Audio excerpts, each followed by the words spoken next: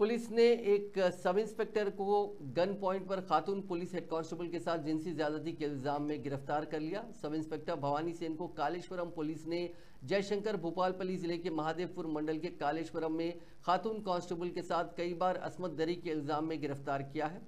उसने कालेश्वरम प्रोजेक्ट के Lakshmi pump house के करीब पुराने पुलिस स्टेशन की इमारत के अंदर बार बार ये घिनौना जुर्म करने के लिए बंदूक की नोक पर खातून कांस्टेबल के साथ जिनसी ज्यादती की। उसने हेड कांस्टेबल को खबरदार किया कि अगर उसने इसकी इस घिनौनी हरकतों के बारे में किसी को बताया तो उसके संगीन नतायज होंगे। मुतासिरा मुबैना तौर पर खौफ में जी रही थी और सब इंस्पेक्टर की तरफ से हरासा किए जाने की वजह से खुदकुशी के बारे में तक सोच रही थी। ताहम उसने डिस्ट्रिक्ट सुपरिंटेंडेंट ऑफ पुलिस को शिकायत की, जिन्होंने सब इंस्पेक्टर की गिरफ्तारी के लिए तहकीकात का हुक्म दिया। डीएसपी कालेश्वरम की तरफ से की गई तहकीकात में इंकिशाफ हुआ कि सब इंस्पेक्टर ने कम से कम 3 दीगर खवातीन पुलिस कांस्टेबल्स को धमकी दी थी और उनके साथ जिनसी ज्यादती की थी।